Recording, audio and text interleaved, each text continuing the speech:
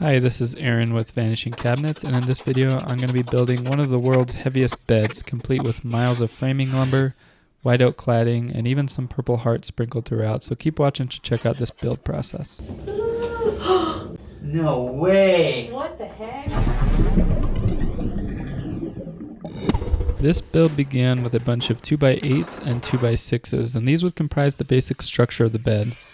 The first step was to cut everything to length, and for the most part this went pretty smoothly, but sometimes my miter saw has a bit of a temper. Easy girl, that was my bad. Alright, I have all my boards cut to length for the two frames that are going to make up the base structure of this bed. There's going to be two frames stacked on top of each other. The bottom frame, which is going to be a little bit smaller, will be made out of the 1x8s, and the one sitting on top of that will be made out of the 1x6s. The bottom one is going to be visible, so I'm going to get to work cleaning up those edges. The one sitting on top of that I'm going to clad with some white oak.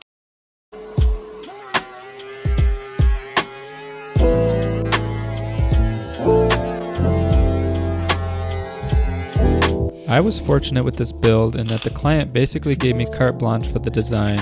And this was actually part of a larger project that also included some matching furniture pieces that I'll show in my next vid. He had this empty shell of a room, or it was a casita basically, and he was going to Airbnb it. And he invited me over to take a look at it and said, Just make it nice and neat.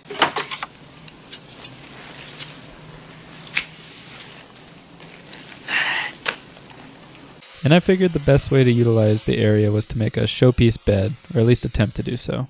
My first thought was to do one of those floating beds, but then I remembered that this build actually needs to appeal to adults, so I elected to do a platform style.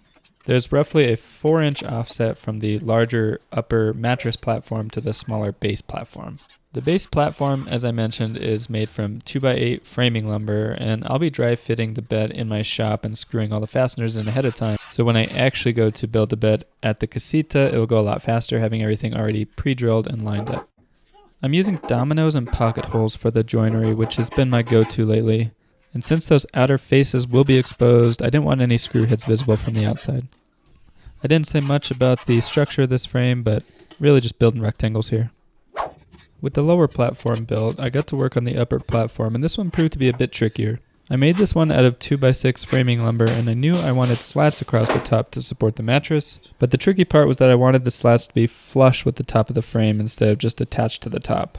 And the reason for this is because I'm a masochist who likes creating a ton of extra work for the tiniest detail that nobody cares about nor sees. With thousands of dollars of tools at my disposal, it turns out that the trusty $30 circular saw was the best choice to make these notches for the slats.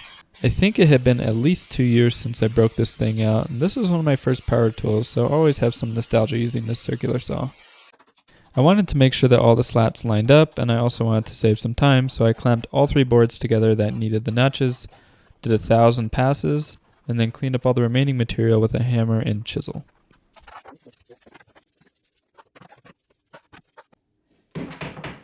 With the vertical boards all notched out, I got started dry fitting together the upper frame. I'm just driving screws directly into the outer wide boards because I planned on adding some white oak cladding to beef up this frame, also while hiding those screw heads. For the slats themselves, I'm using some 1x4 furring strips, and I space them apart just by having the gaps the same width as the slats, so about 50% coverage. And during this dry fit process, I made sure to label everything so it'll just be easier on me when I go to install on site. I ended up adding a couple horizontal 2x4s in this frame to align to the horizontal boards on the lower frame, and these gave me a nice positive contact point between the two, so I could just join them together with screws. Overall, I didn't think there was anything too complicated here, but it did feel extremely solid with all these structural supports in place. I also added some 3/4 plywood on 3 edges, and I'm adding this here to support the white oak cladding that I'm adding later. The cladding will be a U-shaped faux beam which will eventually interlock around these plywood strips, and that will make a lot more sense once we get to the full assembly. And with that, the underlying frames are all done.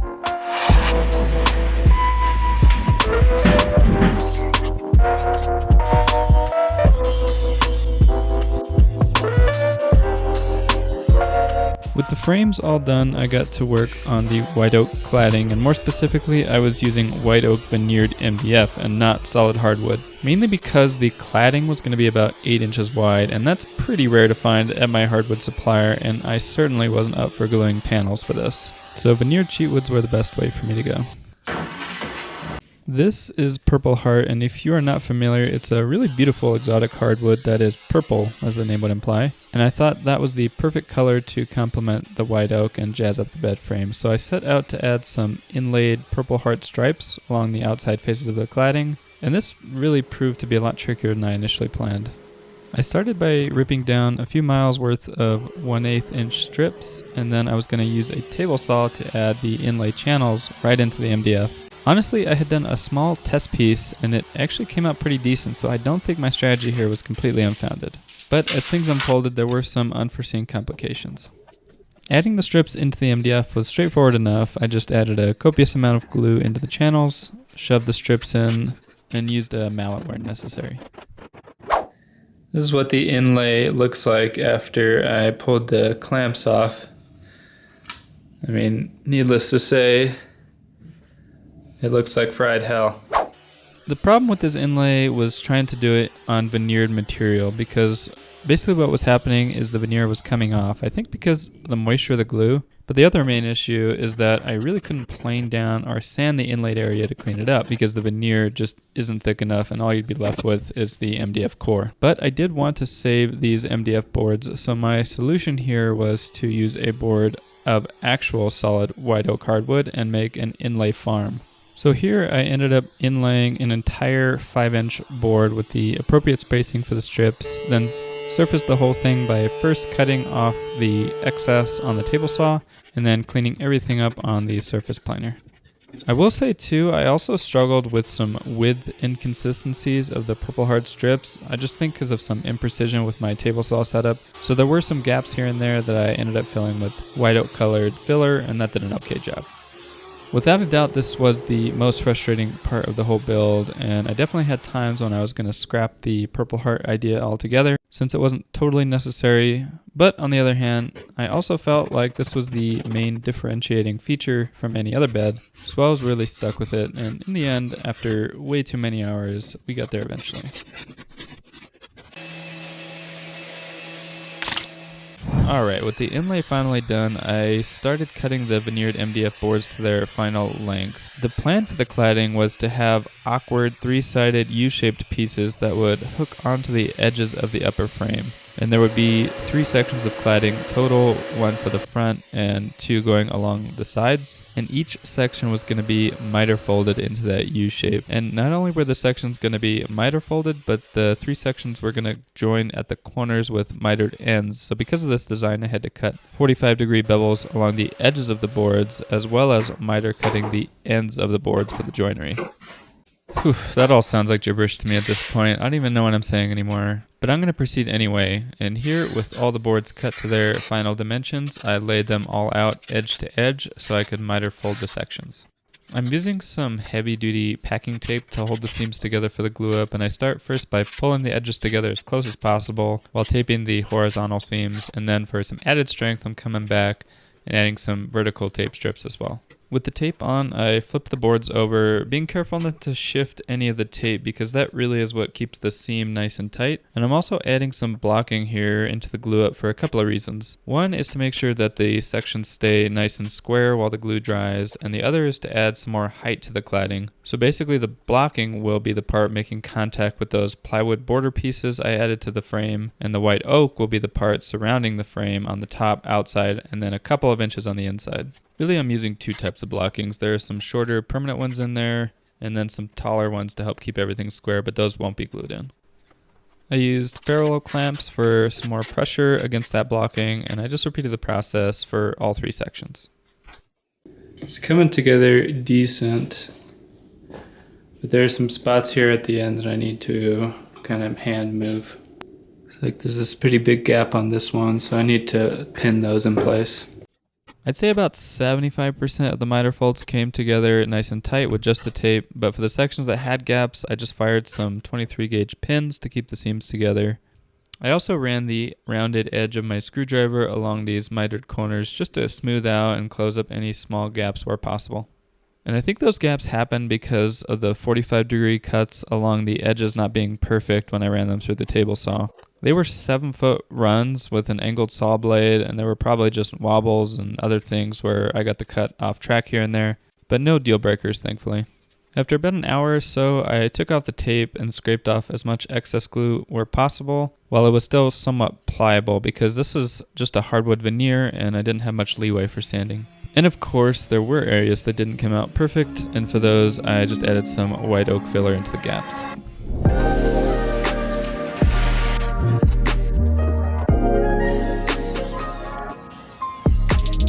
Since the bed was going to be the centerpiece of the Casita, I needed a decent headboard to match. I personally always liked headboards with some softer upholstery on it as opposed to just all wood, so I picked up some upholstery rectangles off Amazon. After landing on a layout I thought looked good, I got started on the structure. The backing board was made from 3/4 inch plywood, and that would sit on a thicker frame made from 2x4s, and the plan was to dress up the front with white oak boards to match the bed, and the upholstered sections would sit vertically with the color to match the paint that was already in the room. Oh, and speaking of color, apparently my camera has a button on it that messes with the color hue that I guess I hit on the day. I did my best to fix it in post here, but obviously the colors are still a bit off, so apologies for that. It will get better shortly. Actually, here's a clip of me not fixing it, and while I was a Smurfs fan growing up, I'm not sure it's the best look for me. Anyway, after I got the base structure built, I ripped down all my white oak boards and attached them to the plywood with 18-gauge brad nails and some PL construction adhesive. The general layout was to outline the upholstered rectangles with white oak, and the panels would sit rotated with the long ends vertically and cascaded across the middle with about a 3/4 inch spacing between each panel. Small detail for the strips between the panels, they were ripped to about a 1/4 inch thickness. That way the panels would sit proud of those boards and they wouldn't be poking into your back if you were leaning up against the headboard. Final touch was to add some mitered trim boards to cover up the edges of the plywood and the framing. And since I did want to add some lacquer to this, I waited to add the upholstery until the day of the install. And with that, this thing was built and ready for finish.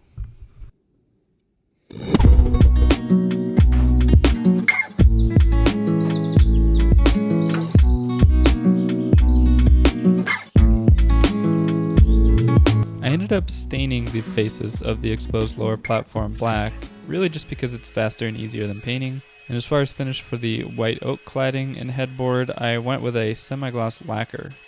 I thinned the lacquer with lacquer thinner at a 3-to-1 part ratio, and I did 3 total coats with a super light sanding in between the coats to knock down any raised nubs and fibers. This was the last step I needed to do in the shop, and now it was finally time to haul this baby to the job site for assembly.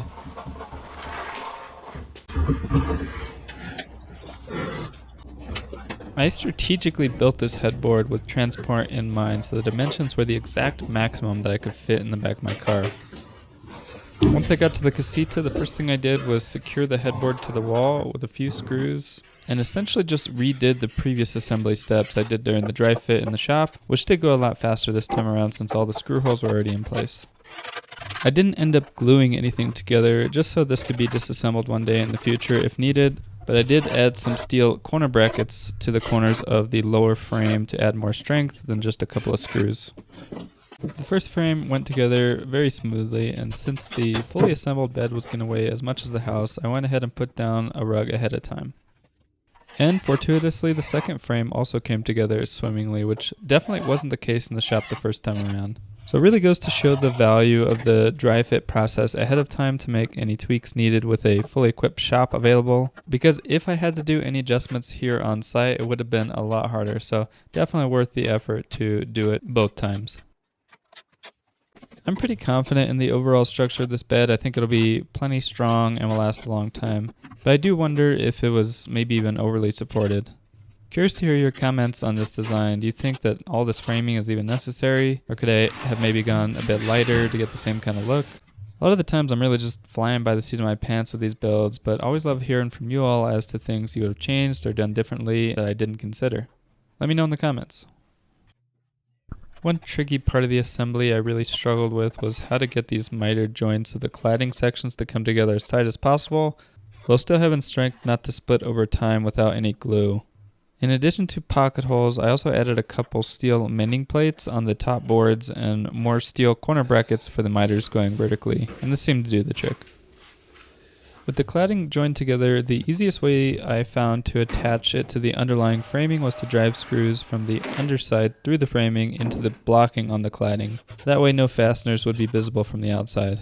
The plywood strips on the edges of the framing was actually a really critical component of this particular assembly because it really helped to hold the white oak sections in place and created a nice positive contact groove to stabilize the cladding while I drove in the screws.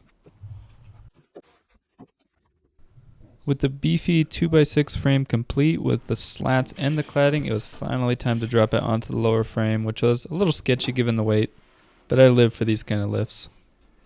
Also, I couldn't get out of bed the next morning. This corner came out a little rough.